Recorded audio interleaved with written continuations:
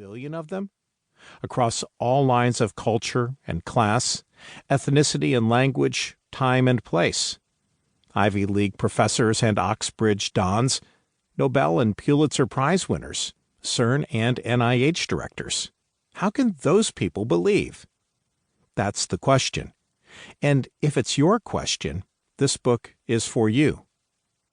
We'll begin by introducing the fundamental matters any reasonable person should consider in trying to make her way through the bewildering marketplace of competing philosophies and religions. How could someone possibly make a rational, responsible choice amid the welter of the world's alternatives? Then the conversation turns to Christianity, at once the most popular and yet perhaps the most unlikely explanation of reality of any of the major ideological options that have appeared in world history. We'll try to get this story straight amid all the distorted versions of Christianity that have emerged over 2 millennia. We'll find that Christians don't need to believe some of the outlandish things they have been taught they should believe.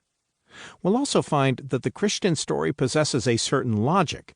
It isn't just one bizarre wonder after another.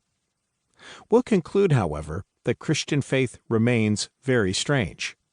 That poor man groaning on a Roman cross is supposed to be the Savior of the world. Preposterous, isn't it? Only extraordinarily strong grounds could make such a claim believable. So we will survey a brief catalog of the grounds those 2 billion Christians have found convincing, from history to philosophy, from aesthetics to ethics, from hard-headed rationality to, yes, mystical experience. But what about the counter-arguments?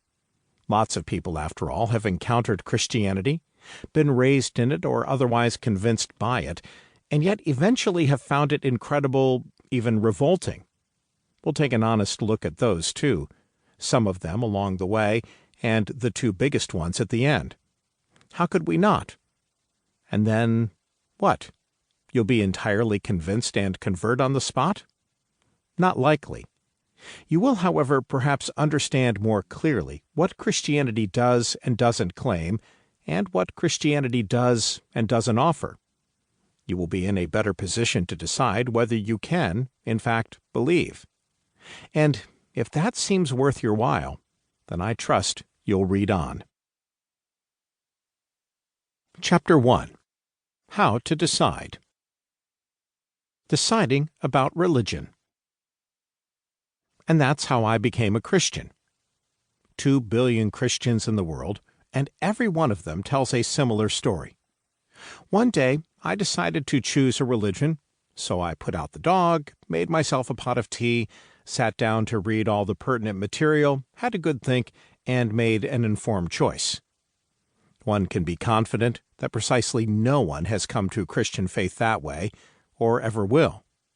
Selecting among the vast array of religious and philosophical options available today isn't like solving a crossword puzzle, buying a new appliance, or selecting the right insurance policy.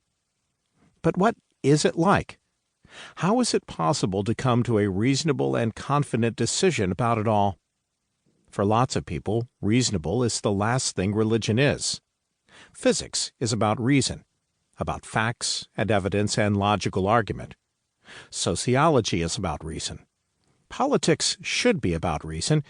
Religion, however, is about mere belief, about faith, about gut feelings and poorly described experiences and overactive consciences.